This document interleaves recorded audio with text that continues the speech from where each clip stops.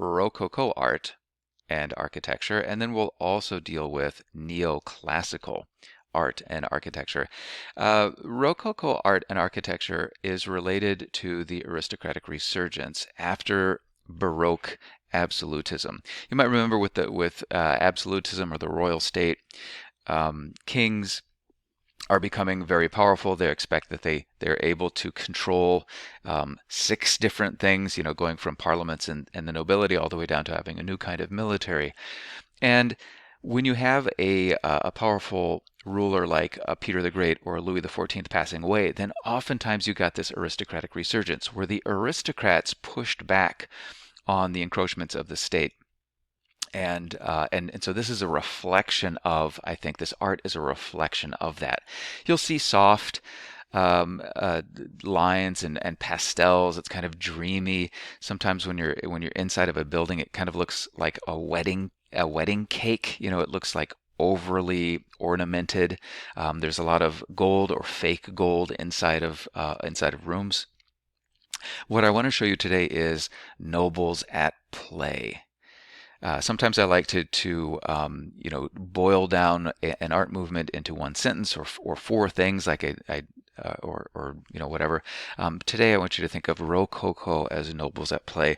It's them having comfort, and it's them showing off this comfortable life that they have. It's kind of, in a weird way, it's like what the Dutch were doing, but in a noble way.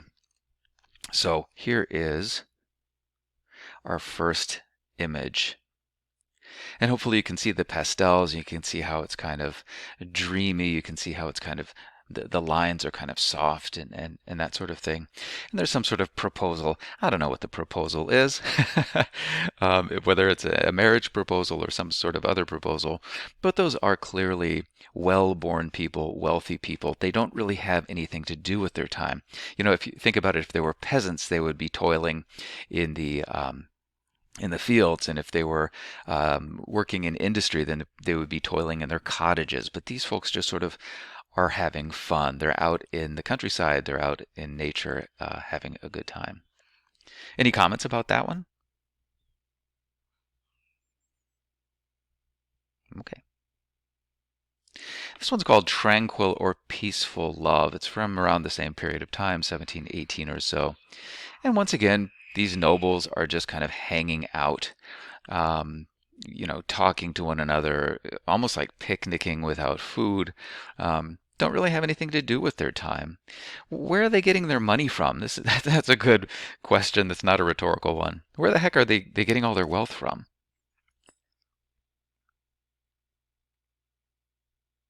Taxes?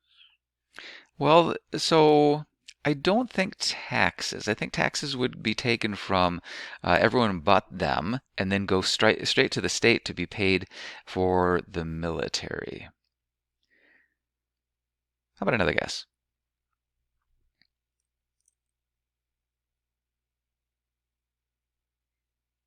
Feudal tax? Yeah, some sort of feudal dues. Generally, noble people were landowners, and they had a whole bunch of peasants or serfs working for them in some way, shape, or another. In other words, they were renting land to peasants, or demanding that the serfs work all day for them and then turn over all of the product. Then the serfs just keep what they need to survive. So it's all based on land and agriculture, really. Here's another one. This is from some sort of mythology. You can see some cherubim or seraphim or some little flying infants there in the background, and they are embarking. They're going off to this place called Cythera. And once again, it's all the kinds of things that I described before, but it's really people who aren't working. It's people who are playing, people who are not particularly burdened by their lives. I like what I like to call flying naked babies. This one I think really shows not just in its title, but then you can see what they have going on there. The delights of life. These are the delights of noble life. So what kinds of things can you see there that are delightful for those people?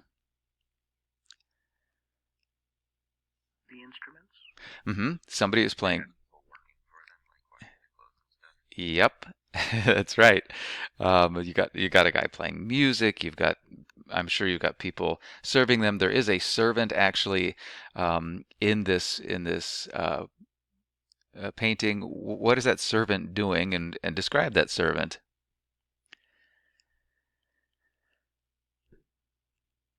Washing something? Are we talking about the young person to the right?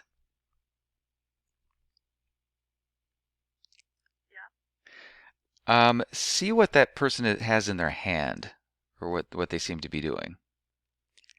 And remember, this is a delight of life. Delight of life is clean. I will agree with you. The one of the delights of life is having clean clothes. However, I think for these nobles, there's a different delight there.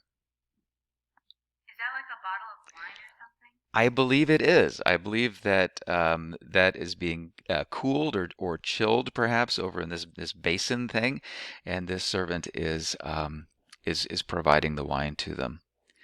Um, what I think is somewhat unusual is that this is a black person. And slavery, especially African slavery or black slavery, is not super popular inside of Europe. And it would be pretty unusual and I think, pretty uh,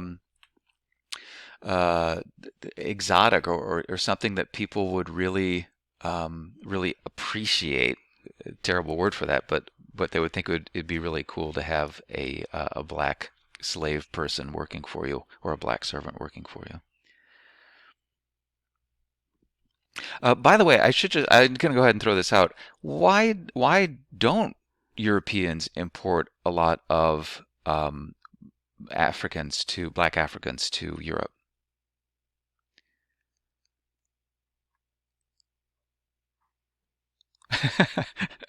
They already have workers? Yes, they already have a whole bunch of poor people who are working for them already, so they don't have a labor shortage.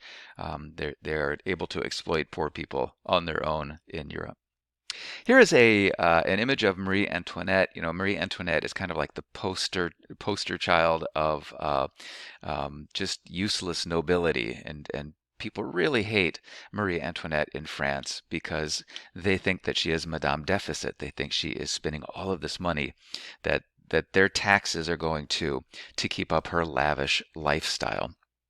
And her lavish lifestyle even extends to having a fake village behind Versailles, in which she and her ladies play peasants. They dress up like peasants, and they go and milk cows and stuff like that just for fun. Which really, I think that would bother. It would really bother people who had to do that, for real life. So there's a nice portrait of her. Here is a painting called The Love Letter. Once again, I'm trying to show you that uh, most people in Europe are working their fingers to the bone in order to just survive, and are hungry sometimes and disgruntled. And the nobility have all this time just to kind of send each other love letters, give each other embarrassing proposals, drink wine, listen to music, and it's for people who aren't noble, it's really quite unfair. But nobles are in charge. Nobles are, the social class that are the better people, and so they get to have these sort of happy lives. Well, that's all about to change, isn't it? I do want to point out too that useless little doggy there. You may have a useless little doggy as well. I don't know if we've talked about useless little doggies, but they're expensive. Nowadays, it's expensive to own a dog. Back then, it's expensive to own a dog, especially a useless dog. It doesn't herd sheep, it doesn't protect anything. It does the same thing that your dog perhaps does for you, which is what? Comfort. Provide companionship. That's exactly right. Just comfort, provide companionship, love you. But it's really pretty darn expensive to have a dog back then to do that, and the nobles could. This is the palace of Frederick the Great. You might remember Frederick the Great was an enlightened despot from Prussia, and he creates this palace, which is really unlike the grand Baroque palaces before it. It's based on Rococo, so it's based on sort of comfort or ornamented comforts. You can see the outside is just filled with ornaments and so on. It's also called, it has a name, it's called sans souci, which means without care or without worries. And so this is a place where Frederick the Great, who's not interested in being a Louis XIV, he's interested in being the first servant of his state rather than representing his state, where he is able to go and do away with his worries, do away with his cares, have a nice time, rather than impress the heck out of people with an oversized Baroque building. And I'll show you the inside as well. This is what the inside looks like. Once again, you can see all of this sort of gold-colored stuff and the just everywhere, and the comfy furniture, and you can see a music stand there. He was really into writing and playing the flute, writing music for, and then playing the flute and the chandeliers. It's all sort of overblown. You've got Rococo images on all of the walls and a lot of mirrors and so on. Once again, it's supposed to be a comfortable place.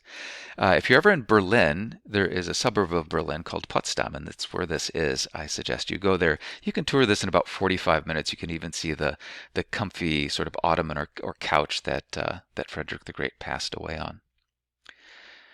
By the way, you don't need to know this, but it made me laugh. As part of the bathroom remodel that they're doing right now, we're getting a new toilet, and the new toilet was actually called Sans Souci, without cares or without worries, which I thought was really funny and you know, in an odd way, it made me feel like Frederick the Great that my toilet will be named that as well. This is the sorry for just springing this on you, but this is the interior of an extremely ornately overblown Rococo church interior. Are you saying wow? Like there's not an inch they could fit more stuff for you to look at. And what Rococo is supposed to do, if you might, I don't know if I emphasize this, but with Baroque art, the Catholic Reformation was trying to show people who oftentimes weren't literate what heaven was like or what hell was like. This is, beyond that.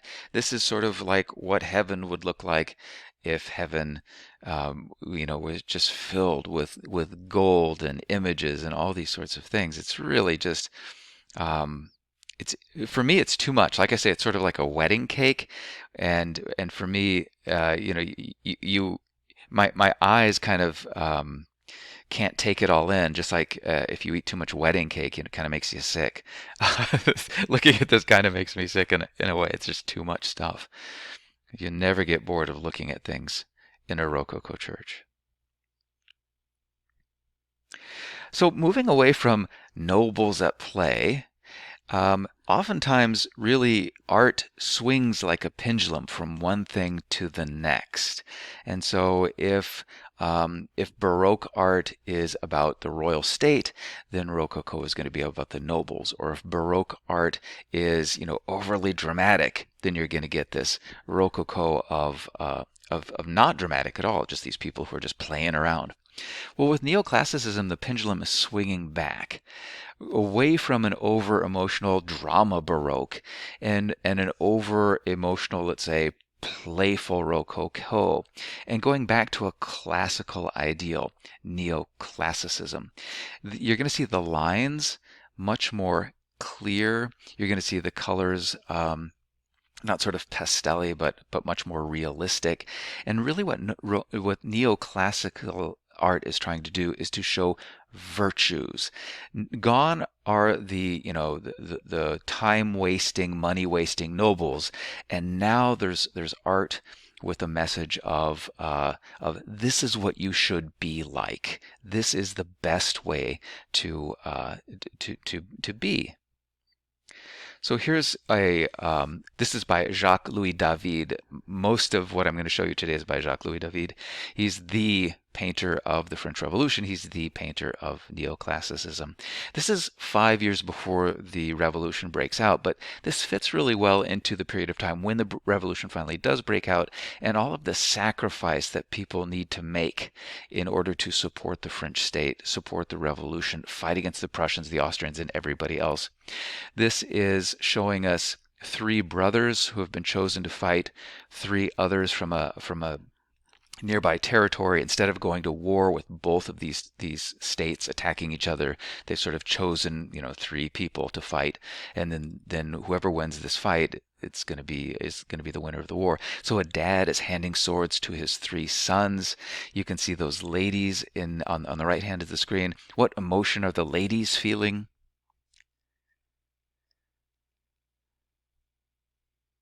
Baffled? um, that's Grief? Yeah, I think they're grieving that their brothers are going off to war. What emotion are the brothers feeling?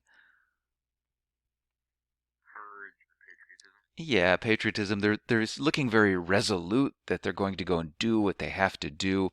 There's an extra little bit to the story. Part of the reason why the ladies are so sad is because their brothers are going, but one of them is, well, two of them are actually related to the people from the other place that they're going to be attacking, and the three people that are going to be fighting for the other side. So it's sort of a violent family squabble as well, and so somebody's going to die. Here is an image of the Greek philosopher Socrates. And you might know the story of Socrates. He was charged with corrupting the youth of Athens. And really, what he was doing is telling the youth of Athens to question everything. And and so the government of Athens told him that he could either go into exile, so he wouldn't be a problem anymore, or that he could drink hemlock and basically poison himself and commit suicide. And you can see what he has chosen to do, I think. Yes? Yes. Okay, good. He's about to drink the hemlock, but look at what's on the ground there. He doesn't have to do this. He's choosing to do this.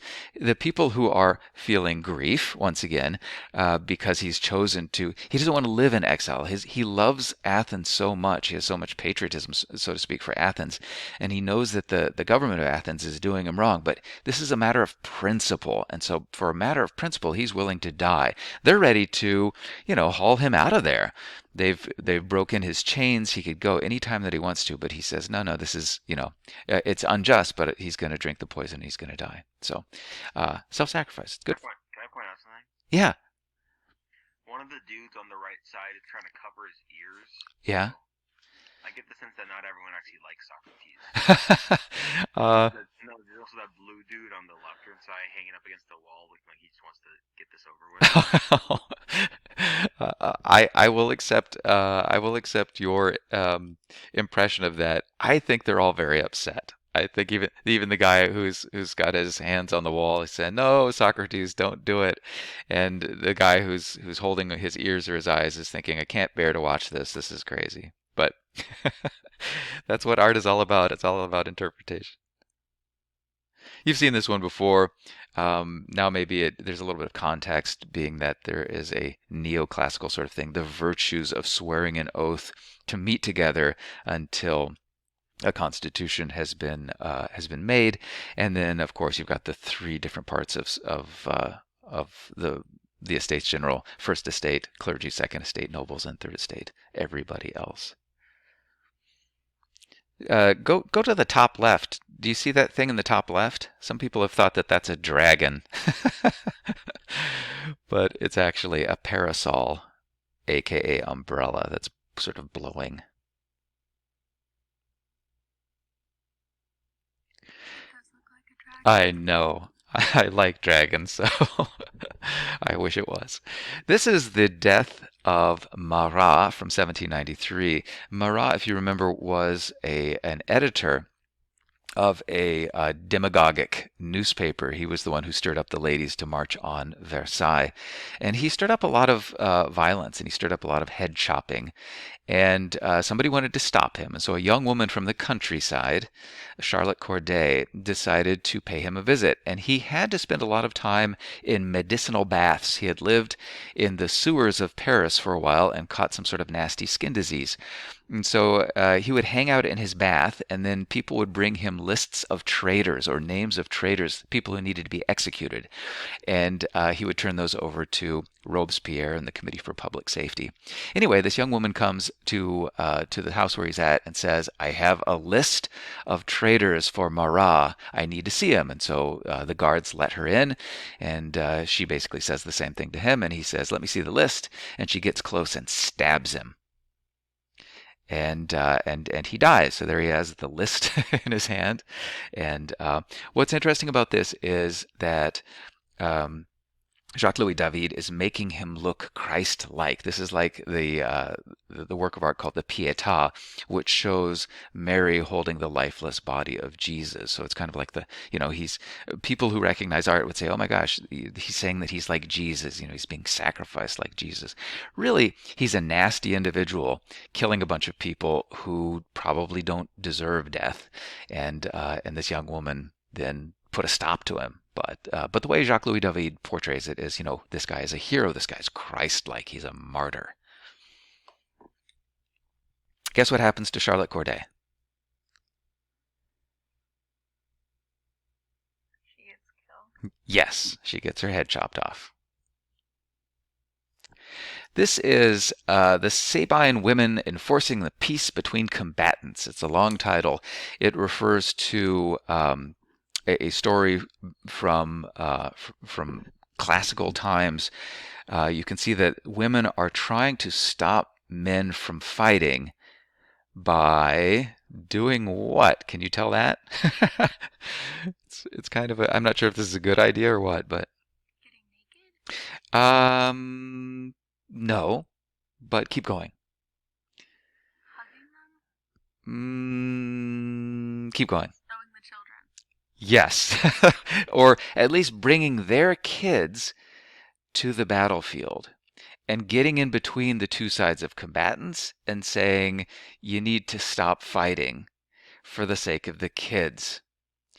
Now, if you look at 1799 in France, that's the period of time when we've had all of this tumult, we've had all of this chaos, we've had all of this murder, we've had all this revolution and counter-revolution. Now we're in the Directory, from the Directory moving towards the First Consulate.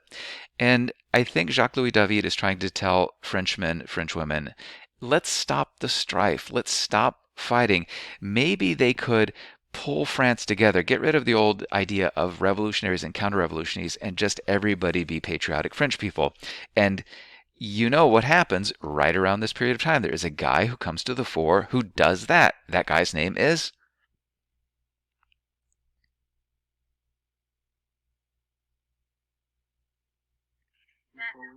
good. Very, very nice, Napoleon. Here is Napoleon, speak of the devil, and Jacques Louis David's various paintings of him as a hero, as an emperor, crowning Josephine. Look at the Pope, who's just hanging out there.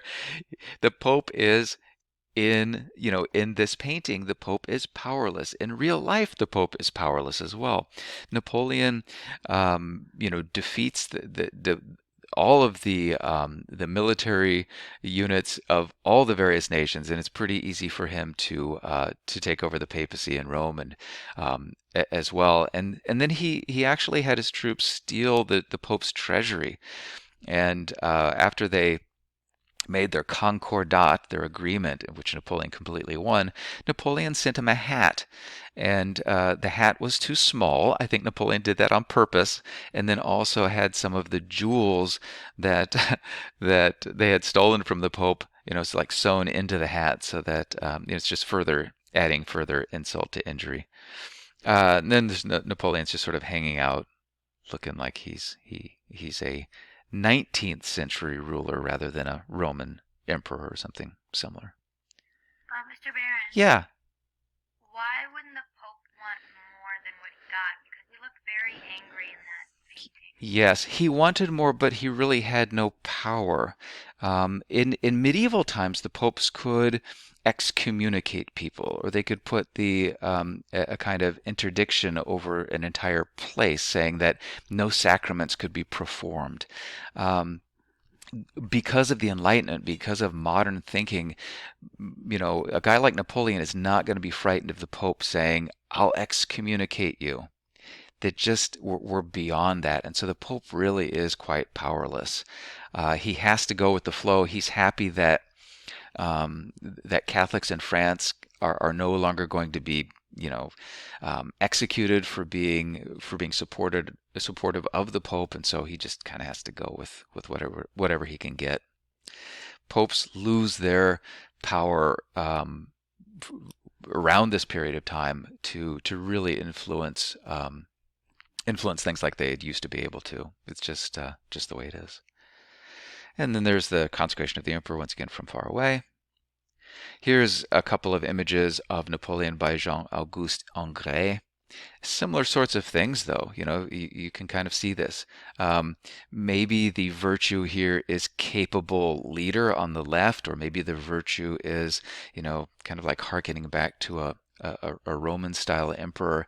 And it's different from Baroque, I think. It's sort of this is the way it is, rather than I'm trying to impress you with me being who I say that I am. With neoclassical architecture, we also have a return to Greek and Roman style. It's a kind of republican architecture. And so this is what was a church that gets remodeled, a temple of reason. This is the Parthenon in Paris. Now, if you go in there and go down into the area underneath this, there's all kinds of famous Frenchmen are buried here. Within this, by the way, you can clearly see how it's sort of Greco-Roman, right? Yes, Mr. Barron. Good. So let's move on inside, and here is a series of statues, a kind of monument to the National Convention. You can see all the different kinds of Frenchmen on the right-hand side, or you can see all of these Frenchmen who seem to be swearing an oath as well to France. I can't read that what it says above La Convention Nationale. Oh, one of them is libre to death. Do we have a Frenchie It here? says liberty or death. Liberty or death. Yeah. So there you go. That's nice. The University of Virginia is also neoclassical. If you think about it, the United States was born in a period of time where we decided that we didn't want to be part of a constitutional monarchy anymore. We wanted to create a republic. And so this is the reason why Thomas Jefferson makes the University of Virginia a neoclassical kind of architecture. Or Washington, D.C. is also filled with neoclassical kind of architecture. I don't know if you've ever thought about that before, but that is what we have, and it's because we're a republic and we're trying to show that off in our architecture. Good.